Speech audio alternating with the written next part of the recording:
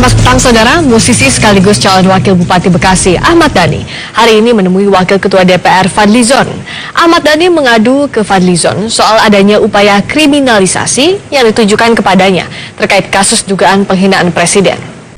Sebelumnya Dhani dilaporkan saat melakukan orasi pada demo 4 November lalu. Orasinya dinilai menghina Presiden karena menyebut kata-kata yang tidak pantas. Namun, Dhani membantah melakukan penghinaan. Sementara itu, Fadlizon menilai orasi yang dilakukan Dhani tak mengandung unsur penghinaan kepada Presiden. Fadli bahkan berencana akan menghubungi Komisi 3 Bidang Hukum untuk membahas kasus ini dalam rapat kerja dengan Kapolri Jenderal Tito Karnavian 5 Desember mendatang. Polisi telah memanggil Dhani dalam kasus dugaan penghinaan ini, namun Dhani mangkir. Polisi kini menjadwalkan pemanggilan. Penegasannya itu justru malah tapi tidak boleh loh. Ya, karena apa?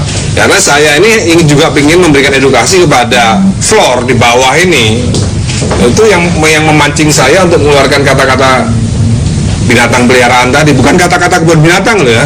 Kalau ini disebut kata-kata kebun binatang, itu fitnah.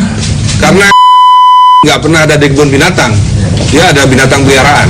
Jadi, loh iya kan? Salah kalau ada yang mau fitnah kata Ahmad Dhani menyebut kata-kata kebun binatang, bukan binatang peliharaan. Dan saya bilang saya tuh dengar dari floor, dan kata-kata itu inspirasinya memang dari floor, dari orang-orang di bawah itu sebelah kanan saya. Makanya saya langsung ngomong itu. Ya ingin saya kata tapi nggak boleh, karena di bawah ini sudah ngomong dulu nih, di bawah juga udah ngomong tapi tidak boleh gitu. Saya kira dengan mudah kita bisa melihat bahwa apa yang menjadi orasi Saudara Ahmad Dhani itu tidak ada apa-apanya. Tidak ada penghinaan kepada Presiden, tidak ada penghinaan kepada penguasa gitu. Jangan memakai lagi pasal-pasal karet yang kita sudah tidak pernah pakai ya. Menghina penguasa ya, dari kepala desa sampai ini saya juga bisa dianggap penguasa juga gitu ya, sebagai lembaga tinggi negara. Tapi saya kira ini bukan zamannya lagi. Informasi lain, saudara, polisi masih terus menyelidiki dugaan penghasutan yang dilakukan Wakil Ketua DPR Fahri Hamzah dalam aksi damai 4 November lalu. Hari ini polisi memeriksa saksi yang melaporkan Fahri Hamzah. Saksi yang dipanggil berasal dari Solidaritas Merah Putih.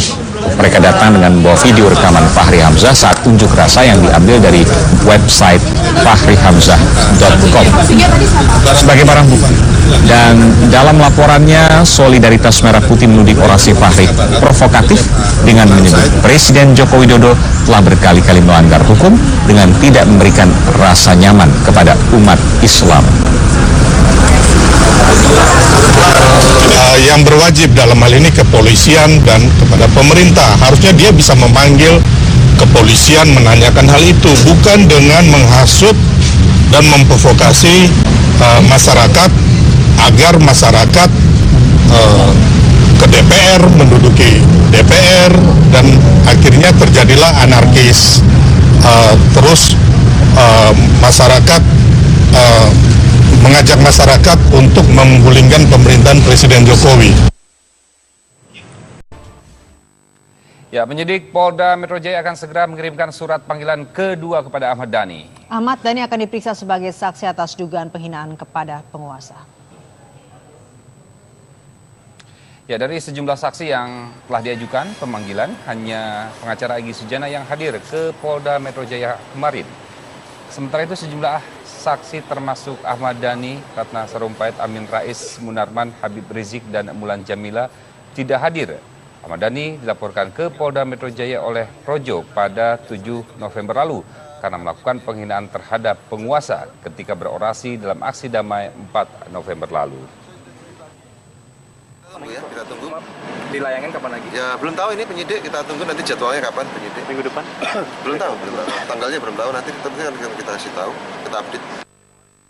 Ya, musisi kondang Ahmad Dhani terancam jerat pidana karena menghina penguasa. Polisi pun sudah mulai melakukan penyelidikan dengan memanggil sejumlah saksi.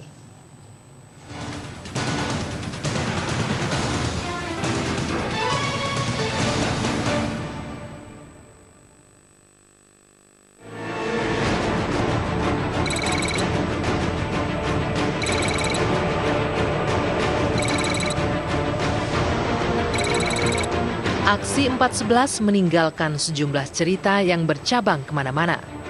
Salah satunya ujaran musisi Ahmad Dhani yang kini menuai kontroversi. Tidak hanya kontroversi, ujaran Ahmad Dhani dalam orasi aksi 411 lalu juga berbuah ancaman pidana. Muasalnya adalah adanya laporan dari dua kelompok relawan Jokowi, yakni Projo dan Laskar Rakyat Jokowi. Dua kelompok relawan tersebut melaporkan Ahmad Dhani karena orasinya dianggap telah mengungkapkan kata-kata tak pantas terhadap Presiden Joko Widodo.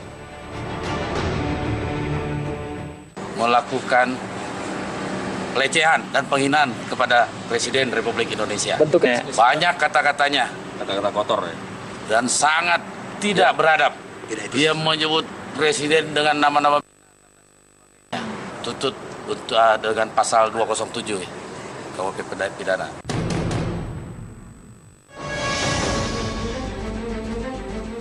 Berdasarkan laporan tersebut, musisi kondang itu pun terancam pasal 207 KUHP tentang penghinaan terhadap penguasa dengan ancaman penjara paling lama 1 tahun 6 bulan.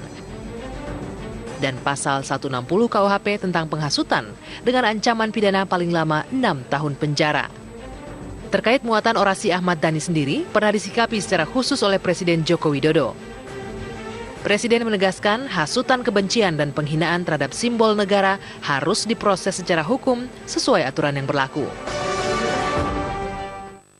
Tadi juga di dalam saya sampaikan yang berkaitan dengan hasutan kebencian, yang berkaitan dengan penghinaan kepada simbol-simbol negara. Ya, kalau memang aturan hukumnya ada yang harus ditindaklanjuti.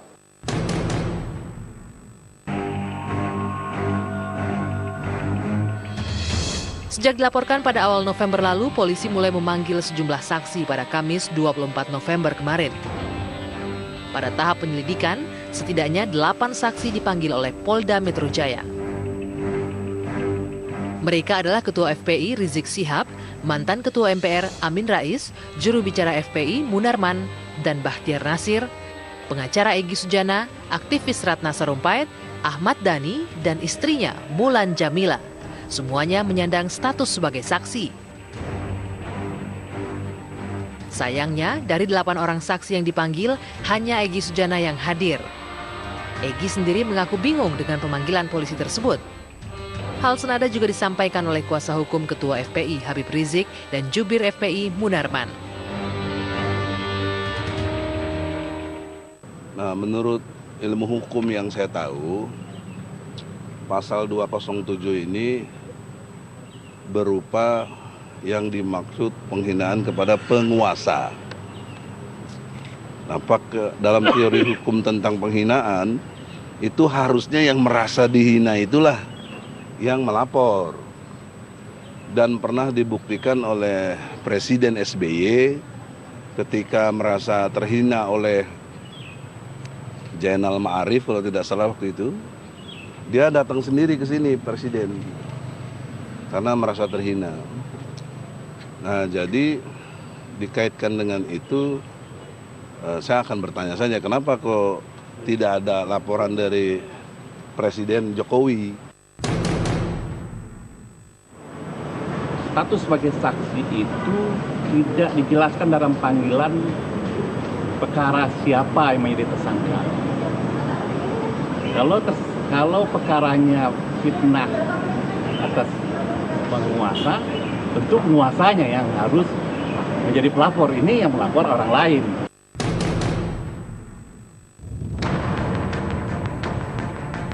Menanggapi penjelasan Egy Sujana, Kabid Humas Polda Metro Jaya, Kombes Awi Setiono mengatakan penerapan pasal penghinaan kepada penguasa merupakan delik umum, sehingga tidak harus presiden yang mengajukan laporan. Sudah mendapatkan penetapan dari MK kan, bahwasanya terkait dengan penghinaan kepada presiden itu deliknya ke delik aduan ya. Namun untuk delik ini kan deliknya delik umum. Ini kepada penguasa. Penguasa ini secara luas, yaitu dari pejabat-pejabat yang tingkat bawah sampai tingkat atas, itu bisa kita gunakan delik ini. Ini deliknya delik umum. Jadi siapapun pelapornya, kita tentunya penyidik akan memprosesnya.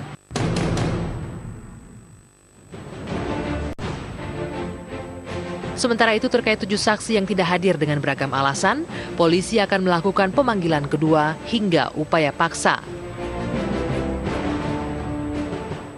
Yakin kita aturannya demikian, pemanggilan pertama, pemanggilan kedua, pemanggilan ketiga dengan surat perintah membawa, itu kan sudah prosedur, tentunya kita akan ikuti itu semua.